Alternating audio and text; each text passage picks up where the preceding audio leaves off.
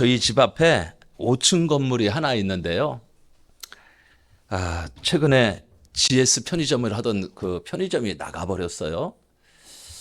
그래서 1층도 반쪽은 공실이고 그 옆에 있는 알콩떡집인가 여기도 보니까 장사가 전혀 안 돼서 억지로 붙어 있는 것 같고 2층에 청년 헬스가 최근에 들어왔어요. 빈 공실이었다가. 근데 아직도 아마 이 수지 타산이 안 맞을 것 같아요. 3층도 공실, 4층도 공실. 이 건물의 주인이 얼마나 마음이 아플까. 한 층에 5천만 원에 100만 원을 받고 있는 걸로 알고 있는데 돈이 얼마입니까? 거의 300이 나가고 내준 것은 한 1억 5천 정도 내줘야 되고 주인 할아버지가 안 보이시는 거예요. 너무 큰 충격을 받으셨는가 봐. 너무 안 되니까. 그래가지고는 할아버지가 안 보여. 맨날 청소하시고 맨날 이 앞에 운동하시며 아주 꼿꼿하게 다니셨던 아마 제가 생각하기에는 한 군대 한 대령이나 뭐 이렇게 장성은 아니더라도 아주 군 고위 간부가 하신 분이 아니신가 생각이 들 정도로 아주 이렇게 아주 노년을 멋지게 살려고 왔는데 아주 그냥 뭐 죽을 쓰고 있는 모습을 보게 됩니다. 어르신이 너무 스트레스를 받아서 병이 나신 것은 아닐까 염려가 돼요. 그러면서 제 마음에 그 고난 가운데 계신 이 주인을 위로해주고 전도하고 싶은 마음이 들었습니다. 우리는 이렇게 예상치 않는 고난들을 늘 당할 수가 있어요. 어떤 사람은 주식을 투자했는데 손실을 보기도 하고 돈을 빌려주었다가 부도가 나기도 하고 아파트 겨우 장만했는데 30% 40% 가격이 폭락해서 힘들기도 하고 그런데 이 다가오는 문제는 살아있는 동안에 끊임없이 다가오는데 문제는 이 문제를 어떻게 해결할 것이냐 하는 것이 우리의 문제입니다. 제가 이제 우리 초청주의를 앞두고서 계속 복음의 메시지, 전도 메시지만 전했더니 제 마음에 그런 마음이 드는 거예요. 지금 내가 죽겠는데, 내가 힘들어 죽겠는데 이 전도 메시지가 내 마음에 와 닿을까 하는 생각이 들었어요. 최근에 오시는 분들이 참 힘드신 분들이 많더라고요. 의외로. 그분들에게 어떤 소망의 메시지를 한번 주고 싶다는 마음이 들어서 이 말씀을 준비를 했습니다. 자, 어떻게 이 고난의 문제를 해결할 수 있을까? 여러분, 고난은 예고 없이 찾아오는 거예요. 그래서 우리가 보험을 들지 않습니까? 언젠가는 문제가 올 것 같아서 보험을 드는 거예요. 아플 것 같아서 상해보험도 들고 교통사고 날 것 같아서 교통사고 보험도 들고 암이 올 것 같아서 암보험도 드는 거예요. 미리 예방하는 거예요. 미리 대비를 하는 거죠. 이 고난이라는 말은 괴로움과 어려움을 아울러 이루는 말인데 고난 중에 계시던 분들에게 늘 의로해 주는 말이 고진감래입니다. 쓴 것이 다하면 단 것이 온다. 고생 끝에 낙이 온다. 즐거움이 온다. 이런 말이죠. 그래서 고난 당하는 자들에게 할 말이 별로 없으니까 고진감래라 그랬다. 좀 견뎌라. 견디면 된다는 말을 하게 됐는데 그 말로 사실 의도가 안 돼요. 내가 지금 고난 가운데 내가 지금 죽을 지경인데 무슨 견딘다고 문제가 해결된답니까? 답을 줘야 되는 거예요. 인생의 답. 오늘은 우리 고난의 문제를 어떻게 해결할 수 있는지 그 답을 찾아보려고 합니다. 자, 이 답은 예수입니다. 오직 예수. 오직 예수. 예수님만이 우리의 구원자가 되십니다. 오늘 본문에서 마가는 예수께서 갈릴리 바다의 폭풍을 잔잔케 하신 놀라운 이적의 현장을 담당히 우리에게 소개하고 있습니다. 갈릴리 바다는 아주 작고 조용한 호수이지만 때로는 광풍이 몰아치는 곳이기도 합니다.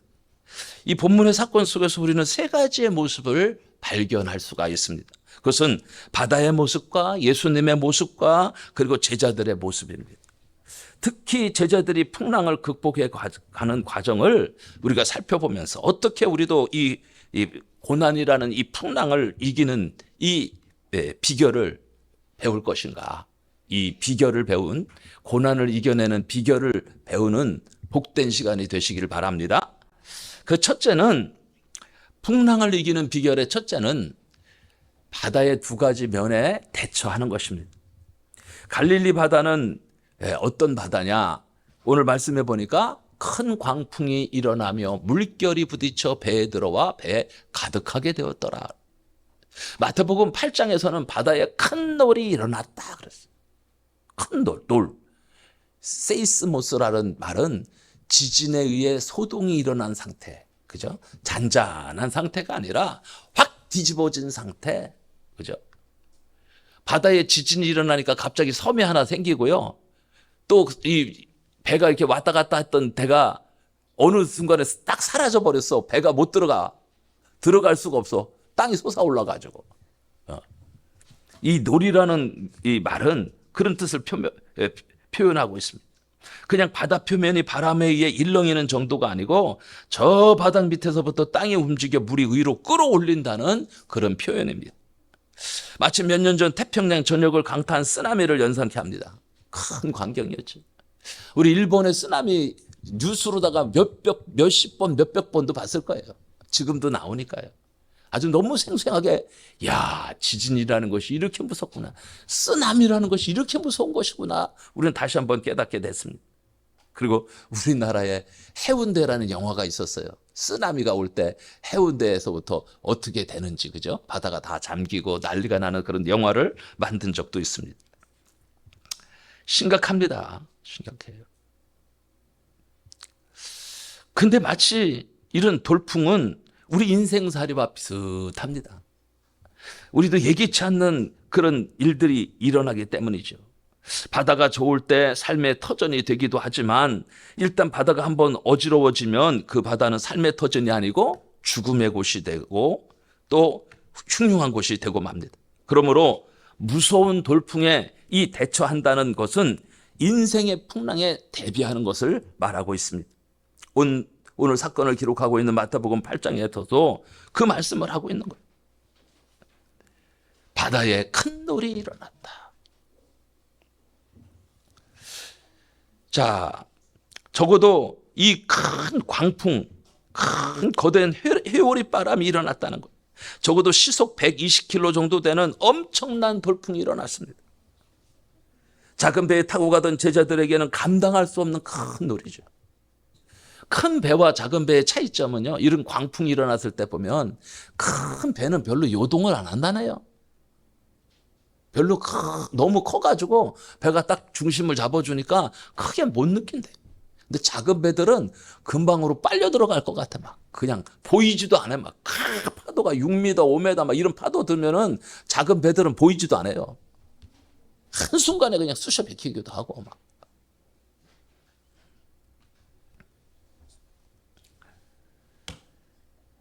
자, 우리 인생도 마찬가지입니다. 우리 인생도 이 엄청난 풍랑이, 엄청난 고난이 언제 찾아올지 아무도 예상할 수가 없어요. 과거 우리나라의 6.25 동란은 수백만의 사람들의 삶을 통째로 바꿔놓았습니다. 죽을 병에 걸리거나 교통사고나 사업의 실패 등 우리 앞에 언제 무슨 놀이 밀려올지 알 수가 없어요. 이번 아프가니스탄 인질 사태에 대해서 지금 소련과 우크라이나의 전쟁도 마찬가지고 또 이스라엘과 이란과의 전쟁도 마찬가지고 하마스와의 전쟁도 마찬가지고 뭐 언제 어떤 때 어떤 문제들이 일어날지 아무도 모릅니다. 사랑하는 여러분, 이처럼 인생의 위기는 언제든지 우리에게 찾아옵니다. 여기에 성도라고 예외가 아닙니다. 왜 그렇을까요? 왜? 하나님이 보호하시는 하나님의 백성 아닙니까? 근데 왜 우리에게도 문제가 일어납니까? 우리 자신들이 죄 때문에 그렇습니다. 이 사회가 죄로 병들어 있기 때문입니다. 또한 사탄과 수아의 졸개들이 항상 우리를 노리고 있기 때문입니다. 우는 사자가 두루 다니며 삼킬 자를 찾고 있어요. 우리가 기회만 주면 호시탐탐 노리고 있는 거예요. 그러므로 항상 마음으로 대비해야 됩니다. 저희들이 학교 다닐 때 교실에 유비무환이라는 액자가 걸려 있었어요. 박 대통령 있을 때.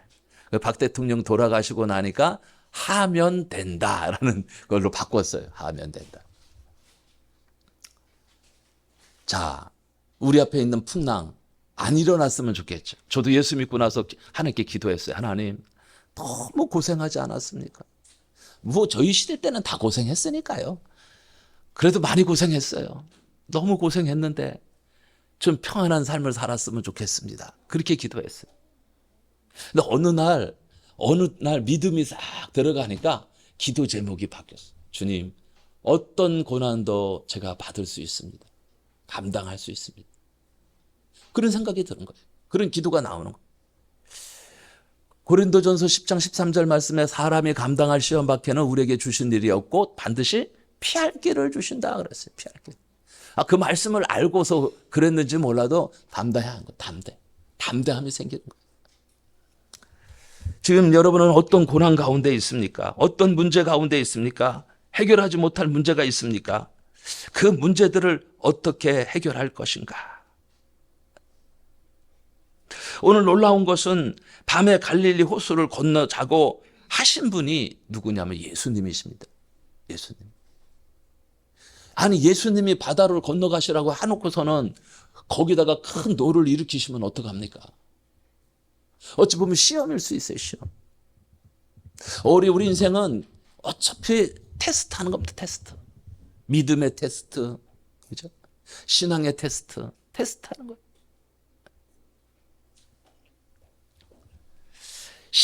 이 시련과 시험과 시련은 틀리죠.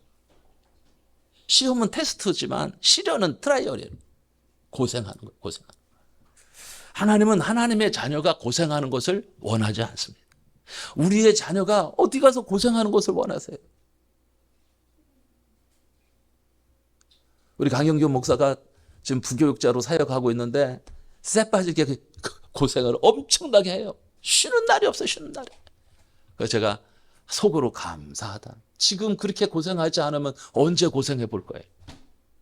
지금 고생할 때다. 젊어서 고생은 사서서 한다고 그랬는데 오히려 감사해. 그래, 네가 고생하더라도 배운다 생각하라.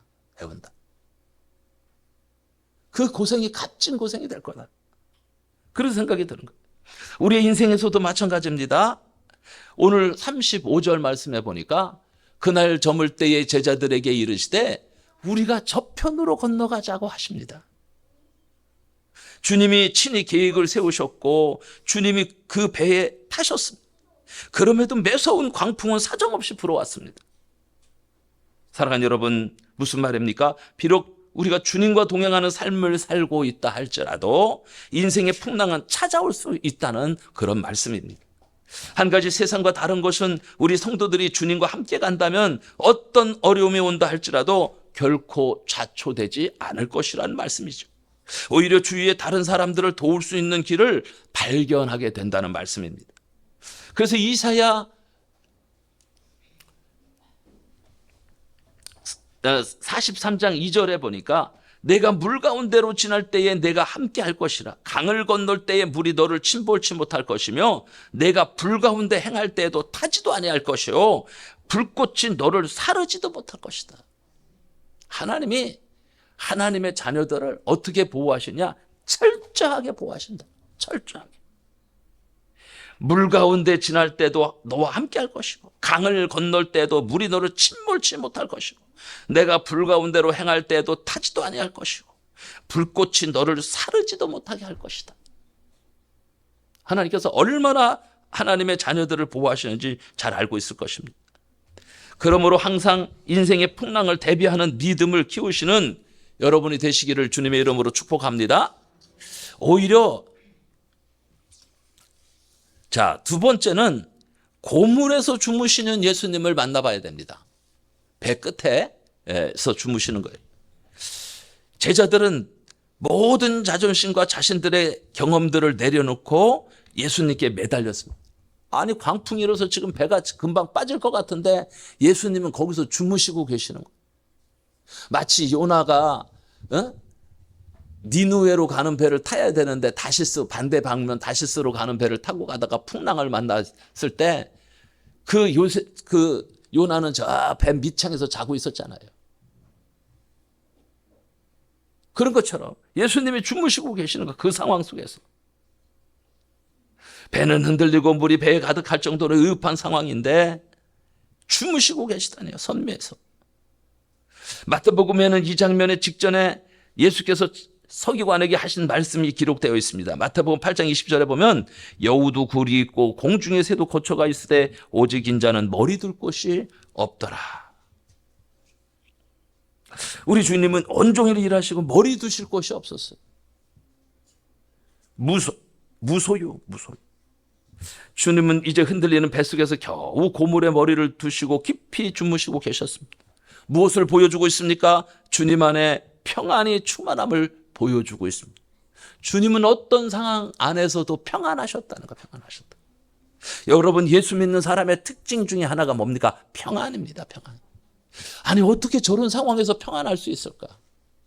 세상이 주는 평안이 아닙니다. 주님이 주시는 평안입니다. 그래서 주님의 모습은 인생 풍랑 속에 허덕이는 우리들에게 놀라운 모범을 보여주고 있습니다. 어둠 속에 제자들은 바람과 물결에 혼비백산했지만 예수님은 하나님을 온전히 신뢰했습니다. 믿었습니다. 주님은 하루 종일 열심히 일하시고 육신이 말할 수 없이 피곤하셨습니다. 주님은 다음 날의 사역을 위하여 모든 것을 하나님 아버지께 맡기고 평안히 주무실 수 있습니다. 그것을 믿음이라고 하는 것입니다. 믿음. 여러분, 믿음이 이기네. 그렇죠? 믿음이 이긴다 그랬어요. 믿음이 승리한다 그랬습니다. 하나님은 믿음을 보시고 믿음을 기뻐하셔요. 믿음이 없이는 하나님을 기쁘시게 못하신다고 말씀하셨어요. 하나님을 온전히 신뢰하는 그 믿음이 평안을 가져오는 것입니다. 사랑하는 여러분, 그러므로 풍랑을 이기는 비결은 평안의 근원이신 예수님을 바라보는 데 있습니다. 힘들고 어려운 문제들이 생길 때 세상을 바라보고 환경을 바라보며 빠져들어갑니다. 그 고난이라는 그 태풍이 몰려올 때 주님을 바라보시는. 감리교를 만들었던 그 요한 웨슬레는 미국에 선교사로 가서 선교 활동을 하고 오다가 대서양을 건너는데 대서양에도 그렇게 태풍이 분다고 그래요. 큰 태풍을 만나서 지금 배가 금방이라도 침몰할 것 같은 위기 속에 있었어요. 난리가 났어, 난리. 그런데 사람들이 한쪽에서 찬양 소리가 들리는 거예요. 그래서 이 찬양 소리가 나는 곳을 가봤더니 몇몇의 사람들이 모여서 그 막 폭풍이 일어가지고 지금 배가 뒤집어질 것 같은 상황 속에서 찬양하고 있는 거야. 놀래 자빠져서 아니 어떻게 이런 상황 속에서 찬양하냐고 물어봤더니 당신 믿음 없느냐는 거예요. 당신은 어떻게 그렇게 믿음이 없습니까? 그러는 거예요. 그 사람들이 모라비안 교도들이었습니다. 모라비안을 그 교파의 성도들이었어요. 아, 대단한 믿음이죠. 하나님이 지켜주실 것입니다. 우리 하나님이 지켜주십니다. 그 믿음을 갖고 찬양하는 거예요. 오히려 그 상황 속에서. 그래서 큰 충격을 받았어요. 아니 나는 그 옥스퍼드 대학을 나오고 선교사로서 그 미국에서 활동도 하고 돌아오는 이 마당에 나는 이들보다도 믿음이 없단 말이냐. 그리고서 그가 온전히 회개하고 성령 받고 복음을 전했어요. 어떻게 복음을 전했느냐? 말에서 내리지 않고 복음 전했어요. 말에서 내릴 시간이 없어. 전할 때가 워낙 많으니까. 그래서 말에서 하나님 메시지 전하고 또 다른 데 가서 또 전하고 또 옆에 가서 또 전하고. 오늘날은 인터넷이 있어서 유튜브가 있어서 유튜브로 전국 어디에서든지 다 볼 수 있잖아요. 그 당시엔 그런 것이 없으니까 사람이 가야만 돼. 기다리는 사람들이 너무 많아. 말씀도 뭐 오래 전했겠어요. 한 10분 메시지 하고 또 떠나고 10분 메시지 하고 떠나고 하는 거죠. 자, 사랑하는 여러분, 풍랑을 이기는 비결은 바로 평안의 근원이신 예수님을 바라보는 데 있습니다. 자꾸만 사람 바라보지 마십시오. 저 사람이 나한테 뭐 돈이나 꿔줄까? 꿔줄 사람 한 사람도 없습니다. 환경 바라보지 마십시오. 내 인생은 왜 이렇게 불쌍한가? 내 인생은 왜 이렇게 안 되는 인생인가? 본인 스스로를 저주하지 마십시오. 하나님의 계획이 있지 않겠습니까? 힘들고 어려울 때 하나님을 바라보십시오. 하나님이 힘이 되시고 하나님이 능력이 되시고 하나님이 해결자가 되어 주십니다. 제가 직장을 다닐 때 너무 스트레스를 받았어요. 아니 연구소에서 한 5년 있다가 갑자기 영업부로 발령이 난 거예요. 영업부 사람들이 스트라이크를 일으켰어요. 그래가지고 다 내보냈어. 그래가지고 공장에서 우리 직원들을 착출하는데 아무도 모르는 사람들이 나가서 제품을 팔 수가 없으니까 경력 있는 사람들을 뽑는데 제가 주로 뭐 했냐면은 종이 공장이에요. 이 종이를 만들어서 인쇄소 가면 인쇄하다가 트러블이 나요. 그러면 그걸 해결해주는 대표가 저였어요. 트러블 해결사. 가서 그건 뭐예요? 영업부 사람들은 종이가 문제라고 그러고 우리는 종이가 문제가 하자가 없다고 그러고 그거 싸우는 거예요. 싸우는 거. 그걸 했었는데 제가 그 영업부로 발령이 난 거예요. 상상도 못할 일이었어요. 상상도 못할 일.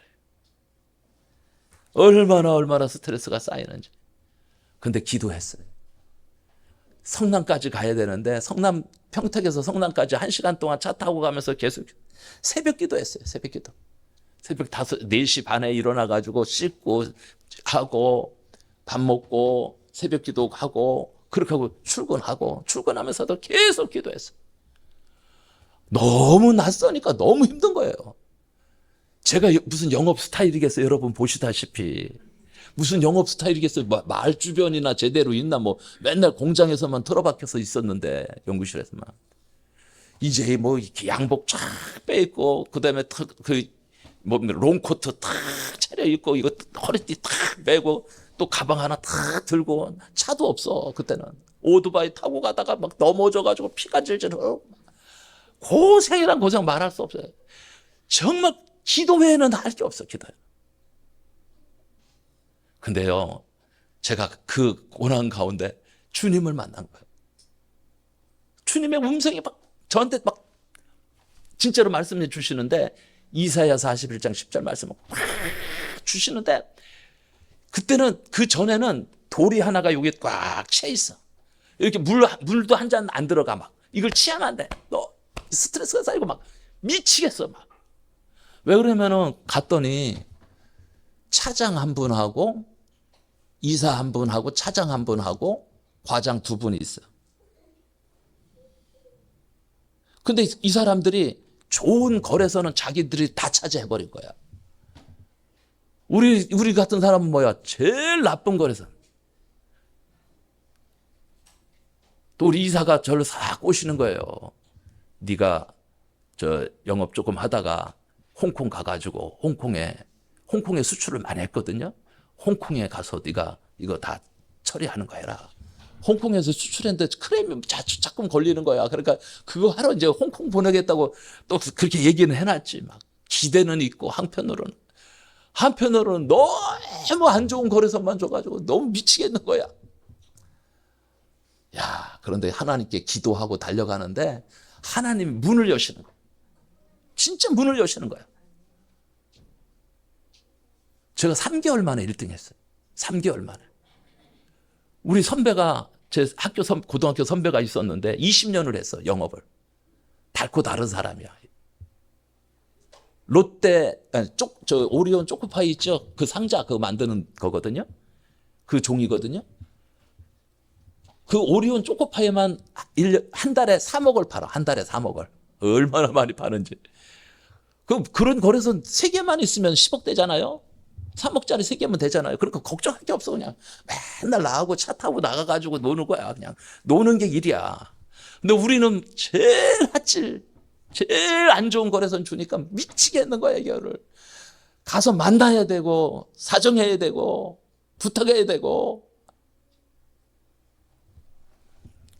근데 영업은요, 제가 보니까 말 주변이 없어도 되더라고요. 제가 핸섬 못하고 막 시골에 있었어도 그 되더라니까요. 오히려 순진하게 봐주고. 근데 장점이 있잖아. 제가 공장에 있었으니까 제 밑에 사람들이 다 거기서 공장 관리하는 사람들이니까 전화 한 통만 하면 물건 다 만들어 놔. 그냥 내일 나갈 물건들 다 만들어 놔. 밤에 다 내 우선순위로 먼저 해주는 거예요. 그러니까 1등 할 수밖에 없지. 다른 사람은 제품이 없어서 못 팔아. 그런 장점도 또 있더라니까요. 또 다. 자, 고난 가운데 주님을 바라보시는 거예요. 주님. 세상 바라보고 환경 바라보고 사람 바라보지 마십시오. 사람 바라보면 피쁩니다. 큰일 납니다. 사람 때문에 인생 망가지는 거예요. 사람 바라보다가. 교회를 개척했는데 한 분이 돈을 꿔달래. 또 우리 집사람이 돈 없다고 안 꿔줬더니 중앙교회로 가버렸어. 또 한 분은 꿔줬더니 한두 달 만에 또 다른 교회로 가버렸어. 이 꿔주면 꿔줘서 안 되고 안 꿔주면 안 꿔줘서 안 돼. 정말 너무너무 힘들어요. 여러분, 목회가 그렇게 쉽게 되는 게 아닙니다. 굉장히 힘듭니다. 굉장히 어려워요. 그 사람 바라보지 말고 하나님 바라보고 하셔야 돼요.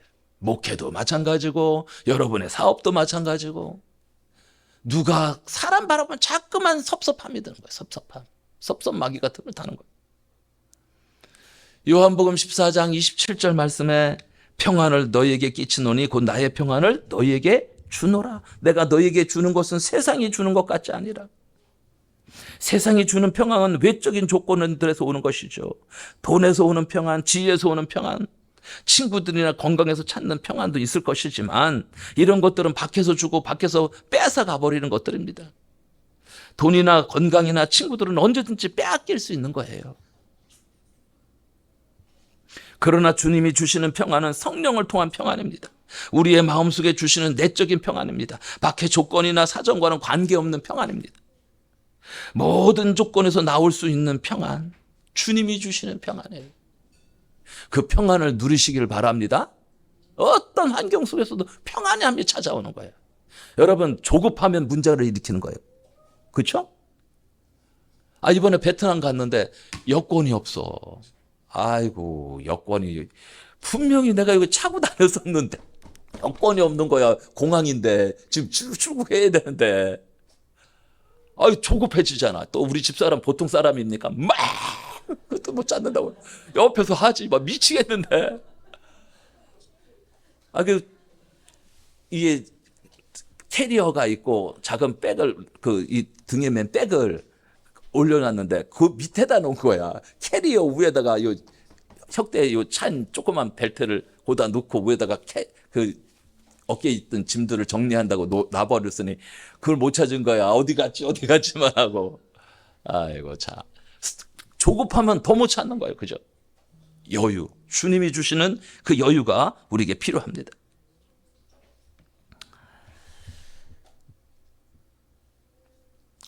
자, 사도행전 12장에 보면 베드로가 나옵니다. 그는 헤롯에 의해서 잡혀서 감옥에 갔어요. 코바디스라는 영화가 바울이 아니라 주인공이 베드로예요. 베드로. 주여 어디로 가시나이까? 그거 하는 거 있죠. 네로에 의해서 죽음을 당하는데 그때 군사 4명씩 4패에 맡겨서 사조에게 맡겼어요. 6시간씩 아마 제 생각에는 뭐 2시간 하고 했던지 3시간 하고 했던지 이렇게 교대로다가 철저하게 지켰다는 거예요. 죄수를 감시했다 그랬어요. 손발은 착고에 채워졌고 감시병들은 겹겹이 그를 둘러싸고 있었습니다. 다음 날 그는 순교를 당하게 되었는데 그런 절대절명의 환경 속에서도 베드로는 깊이 잠들 수가 있었어요. 얼마 전까지만 해도 여자의 앞에서 쩔쩔매며 주님을 모른다고 3번씩이나 맹세하고 부인했던 베드로였는데 근데 지금은 죽음을 목전에 두고 착고에 채인 채 깊이 잠이 들 수 있었습니다. 자, 저기는 예수님이 없는 공포입니다. 여기는 예수님과 함께하는 평안입니다. 얼마나 깊이 잠이 들어있던지 천사가 옆구리를 쳐서 겨우 잠에서 깨어났을 정도로 깊은 잠에 들어있는 거룩한 평안입니다. 우리가 예수 믿고 산다는 것이 얼마나 큰 복인지 평안의 복을 누리면서 살아가고 있는 거예요. 평안의 복. 세상이 줄 수 없는 그런 복이죠. 이것은 어디 배워서 누리는 복이 아니에요. 하나님이 주셔야만 누릴 수 있는 복이에요. 믿음이 있어야만 누릴 수 있는 복입니다. 사람은 문제가 일어났을 때 조급해서 일을 망치게, 그릇되게 할 수가 있어요. 여유가 없어져요. 천하의 영웅 나폴레옹이 유럽을 정복하고 세계를 지배하려다가 워털루 전투에서 패전한 뒤 세인트 헬레나 섬에 유배되어 있을 때 일이었습니다. 지난날 그는 세계를 제패했던 영웅이었지만 이제는 죄인의 몸이 됐기에 좀처럼 남들에게 자신의 초라한 모습을 보여주려 하지 않았어요. 그러던 중 한 기자가 어렵사리 그를 인터뷰하게 됐습니다. 장군님, 지난날을 회상할 때 가장 행복했던 순간이 어떤 때였습니까? 나폴레옹은 백발을 날리며 눈을 지그시 감은 채 눈물을 흘리며 한마디 합니다. 스위스의 알프스 산맥을 넘을 때였지. 잠시 전투가 그친 어느 주일 아침이었는데 산 아래 조그만 교회의 종소리가 울려왔지. 그 소리에 이끌려 교회로 들어갔다네. 나는 그때 눈물을 흘리며 내 인생 최고의 행복을 맛보았다네. 천하의 나폴레옹도 예수 그리스도의 집에서 안식을 찾았던 것입니다. 5세기 탕자와 같이 방황했던 어거스틴도 주님 품에 안긴 후에야 참된 평안을 느꼈다라고 고백하고 있습니다.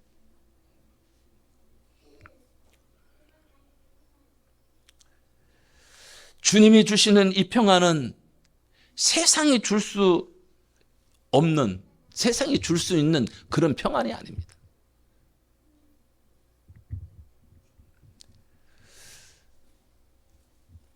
평안을 너희에게 끼치노니 곧 나의 평안을 너희에게 주노라. 내가 너희에게 주는 것은 세상이 주는 것 같지 아니하리라.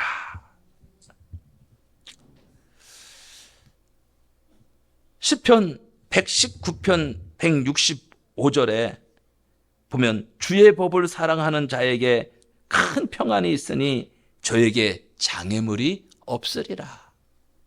사랑하는 여러분, 인생의 거센 풍랑을 어떻게 이길 수 있습니까? 평안의 근원 대신 예수님을 바라보십시오. 예수님을 바라보십시오. 진짜 힘들고 어려울 때요, 무릎 딱 꿇고 기도하세요. 기도하세요. 기도하라면 또 기도가 안 나와요. 그래 평상시 기도가 필요한 거야. 그냥 새벽 기도 나오세요. 그냥 새벽 기도 그냥 나오면 문제가 저절로 해결돼. 내가 아마 우리 교회에서 한 30번은 얘기했는데, 삼성동에, 서울 삼성동 그 강남의 노른자 땅, 그 삼성 무역센터 있고 막 그런 땅이에요, 거기. 거기 기도원에 가자고 그러는 거예요, 권사님이. 저녁에 금요 기도회 끝났는데. 그래서 따라가 봤어. 와, 이거, 그 강남 부자들만 사는 그곳에 조그만 기도원이 하나 있는데 사람들이 들어갈 틈이 없어. 얼마나 많은 사람들이 왔는지. 여자 원장이 딱 두 가지 얘기하더라고요. 사람들이 봉투를 써가지고 봉투에다가 이제 딱 이렇게 하나씩 이렇게 내잖아요. 기도 제목 하다가 이렇게 해서 하나씩 나야. 그러면 그거 보고서 딱, 문제 해결됐어? 그러면 딱, 그 간증을 거기서 잠깐씩 써놓는 거야. 무슨 문제 어떻게 해결됐는지. 딱 두 가지야. 뭔지 아세요? 11조하고 새벽기도예요. 문제를 해결하는 방법 11조하고 새벽기도. 요거 두 가지 했더니 다 해결됐다라는 거야. 뭐 더 이상 말할 필요 없어. 그분이 그래서 딱 명령을 내려. 새벽기도 2년 11조 딱 떨어져. 그거 받고 순종하는 사람들은 문제가 해결되는 거야. 그리고 그것에 감사해서, 문제가 해결돼서 감사해서 나와서 감사함을 드리는 거예요. 도전해보세요. 문제 때문에 낙심하고 좌절하고 절망하지 말고 기도해보세요. 어떻게 하나님이 역사하시는지를 경험하게 될 것입니다. 그래서 어려움이 올 때는 주님 바라보고 주의 성령으로 충만하여 풍랑을 이기는 성도들이 다 되시기를 주님의 이름으로 축원합니다. 이제 마지막 세 번째는 풍랑 속에서 주님을 깨워야 되는 것입니다. 자꾸만 바라만 보고 있지 말고 깨우세요. 흔들어 깨우세요. 귀찮게 좀 하세요. 불의한 재판관한테 날마다 찾아갔던 여인이 있었잖아요. 그때는 문제를 해결해 주잖아요. 아유, 내가 귀찮아서 해결해 주겠다 그러잖아요. 귀찮아서. 38절 말씀해 보니까 예수께서 고물에서 베개를 베시고 주무시더니 제자들이 깨우며 이르되 선생님이여 우리의 죽게 된 것을 돌보지 아니하시나이까 하니. 우리는 인생의 바다의 두 가지 면을 보았고 고물에 주무시는 예수님에게서 평안의 근원을 발견했습니다. 이제 제자들 쪽으로 시선을 돌려봅니다. 어둠 속에서 풍랑과 더불어 싸우며 노를 젓던 제자들은 도저히 견뎌낼 수 없었어요. 고물에서 편히 주무시는 예수님을 깨웠습니다. 그리고 구원을 호소했습니다. 주여, 우리가 다 죽게 되었습니다. 우리 구해 주십시오. Help me, help me. 주님, 제발 나를 좀 도와주십시오. Help me, 나를 도와주세요. 풍랑 속에 제자들이 예수님을 깨닫는다는 것은 겸손히 주님께 간구했다는 것입니다. 인생의 풍랑을 극복하려면 자신의 것을 모두 내려놓고 주님께 간절히 기도하라는 것입니다. 기도, 깨웠다는 것은 기도하라는 거예요. 주님께 기도하셔야 되죠. 주님께. 주님 도와주소서. 저는 그런 기도를 많이 해요. 주여 도와주소서. 저는 빨리 깨달았어요. 아, 내가 능력이 없구나. 내가 참 부족한 사람이구나. 나는 할 수 있는 게 없구나. 나는 기도해야 되겠다. 하나님, 나같이 연약한 자를 도와주소서. 나같이 부족한 자를 도와주소서. 감당할 수 없습니다. 내 힘으로 안 됩니다. 주님 도와주셔야 됩니다. 기도했어요. 하나님이 기도에 응답해 주십니다. 하나님 놀랍게 역사하십니다. 여러분, 우리가 인생의 풍랑을 만날 때 누구를 깨울 것인가는 매우 중요한 문제죠. 누구한테 도움을 요청할 것인가. 제자들을 보십시오. 어부 출신들입니다. 갈릴리 바다에서 잔뼈가 굵은 사람들입니다. 여러분, 그들이 얼마나 대단한 사람들입니까? 나면서부터 어부야. 나면서부터 부모가 어부고 자기들도 어부고 전문가의 전문가. 어부, 바다 고기를 낚는 전문가, 바다의 전문가. 그런데 제자들은 모든 자존심과 자신들의 경험들을 내려놓고 예수께 매달렸던 것입니다. 우리 힘으로 안 됩니다, 주님. 그런 뜻이에요. 내 힘으로 안 되네요. 주님 도와주셔야 됩니다. 우리를 살려주시옵소서. 주님 살려주시옵소서. 간절히 요청하는 거예요. 인생의 풍랑을 이기는 비결은 주님께 겸손히 기도하는 것입니다. 요즘 들어서 우리 주일학교 살려달라고 제가 기도를 많이 하고 있어요. 주님, 우리 주일학교 좀 살려주세요. 우리 주일학교가 살아나야 됩니다. 그래야 한길교회가 소망이 있습니다. 우리 한길교회 좀 살려주세요. 그런 기도가 저절로 나와요. 지금 세상은 온통 불신의 영이 지배하고 있습니다. 그래서 인생의 풍랑을 이기는 비결은 뭡니까? 주님께 겸손히 기도하는 거예요. 주님께 겸손히 기도하는 거예요.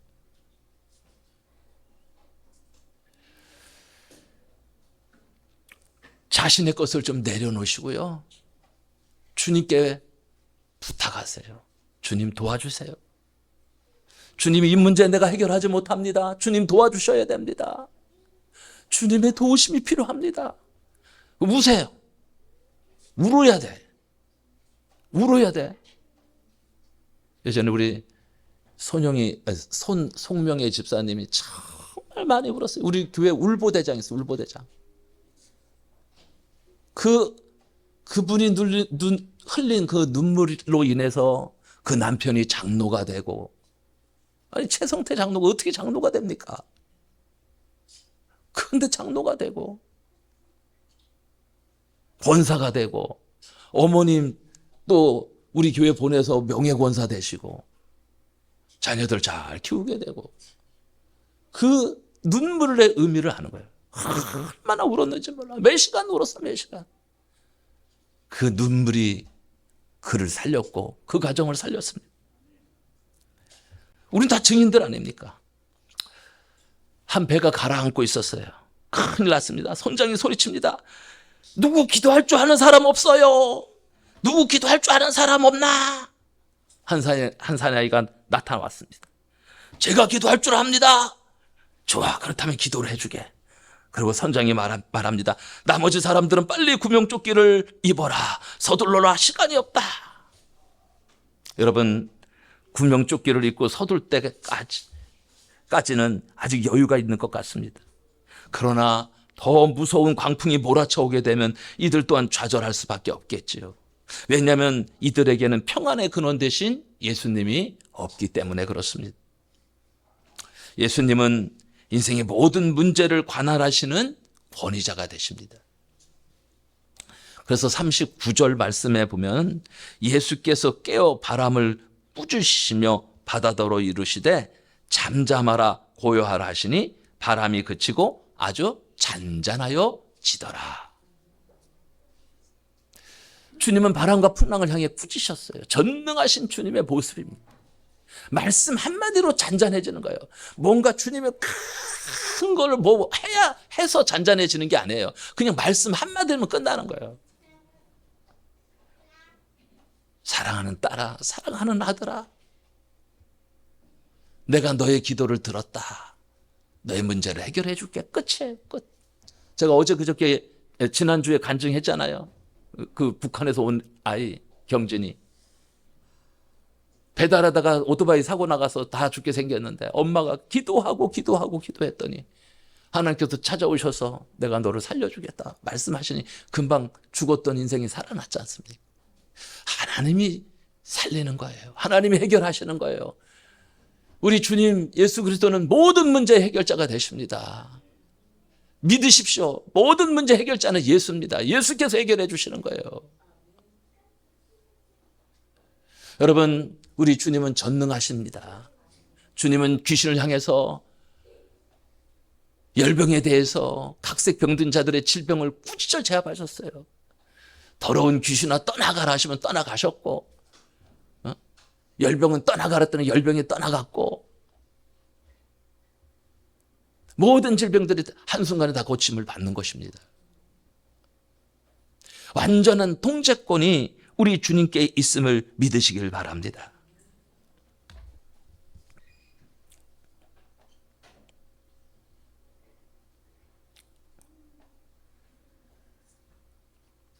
그래서 우리의 모든 문제를 해결하는 가장 근본적인 것들은 뭐냐? 풍랑을 극복하는 비결은 바로 능력의 주님께 간구하는 거예요. 여러분, 고난 때문에 걱정하시고 염려하시면 병 옵니다. 암 옵니다. 그런 분들은 빨리 암보험 5개 들어야 돼. 암보험 5개는 들어놔야 돼. 분명히 병 오니까. 병 오면 좋겠어요? 그렇게 하지 마시고 미리 새벽 기도 나와서 기도하셔요. 주님께 기도하면요, 주님이 해결해 주신다니까요. 어떻게 해결해 주시는지 아세요? 신묘막측한 방법으로 해결해 주셔요. 저는 많은 경험을 했어. 정말 하나님께서 해결해 주시더라고요. 해결해. 내가 지금 시간이 없어서 다 간증은 못하는데 제가 간증할 게 얼마나 많겠어요. 그죠? 하나님이 해결해 주십니다. 빌딩을 짓기 위해서는 초가집을 부숴야 됩니다. 거룩한 건설을 위해서는 때로 거룩한 파괴가 있어야 돼요. 하나님께서는 우리의 삶 가운데 예비하신 큰 것을 세우기 위해서 어떤 때는 우리가 애착을 가지고 있는 작은 것들을 무너뜨릴 때가 있습니다. 무너뜨리셔야 돼요. 내려놓으셔야 돼요.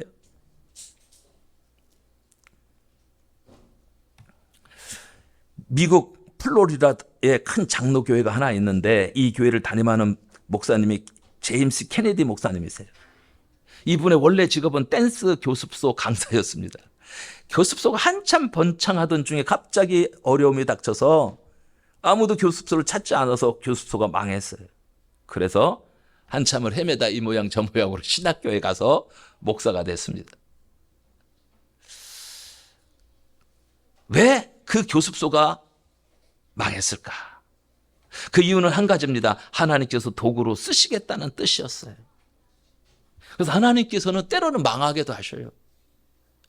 여러분, 신학교 가면 망해서 신학교 온 사람이 80% 이상이에요.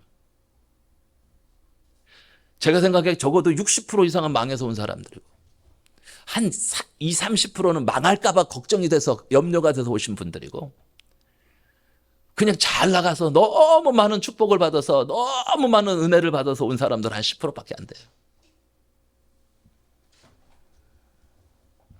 한국에 유명한 말이 있어요. 큰 교회 목사가 되려거든 폐병을 앓아라. 조용기 목사님, 김삼환 목사님 이런 분들이 다 폐병 환자들이거든. 죽다 살아나신 분들이거든. 죽음을 경험했던 분들이에요. 이분들이 얼마나 많이 기도했겠어요. 그가 목회자가 되어서 뭘 만들었냐? 전도 폭발 교제를 만들었어. 그 전 세계에서 이 전도 폭발 교제를 가지고 지금도 전도하고 있는 거예요. 삶의 시험이 닥칠 때마다 더 큰 것을 주시는 하나님의 섭리를 붙들고 견디며 기도하는 자들이 되어야 합니다. 여러분, 예수님 안에 감춘 권위를 보는 눈을 가지십시오. 그것은 천지와 만물을 만드신 자의 권위입니다. 그래서 요한복음 1장 3절에 만물이 그로 말미암아 지은 바 되었으니 지은 것이 하나도 그가 없이는 된 것이 없느니라고 그랬어요. 성도가 이 세계를 움직이고 변화시킬 수 있다는 논리의 근거가 여기에 있습니다. 우리는 세상에 가난하고 약하고 천하고 무식한 부류에 속할 수 있습니다. 우리와 함께 하시는 그리스도는 만왕의 왕이시며 만주의 주가 되십니다. 디모데전서 6장 15절에 기약이 이르면 하나님이 그의 나타나심을 보이시리니 하나님은 복이 되시고 유일하신 주권자시며 만왕의 왕이시며 만주의 주시다 그랬습니다.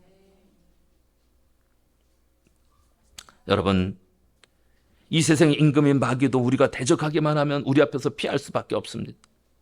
우리 자신에게 특별한 능력이 있어서가 아닙니다. 바로 우리와 함께 하시는 분, 우리 예수님으로 말미암아 우리는 항상 이길 수 있습니다.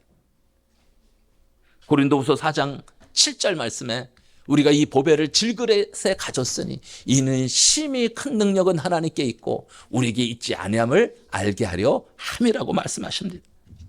인생의 풍랑을 만나는 비결이 무엇입니까? 예수님께 겸손히 우리의 사정을 아뢰고 믿음으로 간청하는 거예요. 기도하는 거예요. 기도 외에 다른 이유가 없다고 그랬어요. 기도만이 승리한다고 말씀하셨습니다. 문제를 해결하는 길은 기도하는 일입니다. 이제 말씀의 결론을 맺습니다. 인생의 바다는 잔잔한 것만이 아니라 때로는 폭풍우가 몰아치고 해일이 몰려올 때도 있습니다. 여러분, 얼마나 준비되어 있습니까? 우리는 종종 자신이 넘을 수 없는 장애물들 앞에서 절망에 빠지곤 합니다. 아무리 강한 사람이라도 스스로 절망을 극복하기란 아주 불가능합니다. 어떻게 이 인생의 풍랑을 이길 것입니까? 우리와 한 배를 타고 가시는 예수님, 고물에서 주무시는 예수님, 평안의 근원이신 주님을 깨우십시오. 믿음으로 부르짖으십시오. 도와달라고 요청하십시오. 예수님과 함께하는 성도는 최악의 절망적인 상황에서도 결코 낙심하지 않는 것입니다. 우리가 불가능하다고 생각하는 그 어떤 것도 주님께는 간단한 문제일 뿐입니다. 능력이 하나님이십니다. 평안의 근원이신 우리 주님께 겸손히 간구하여 풍랑을 이기시고 고난을 극복하시는 성도 여러분 되시기를 주님의 이름으로 축원합니다.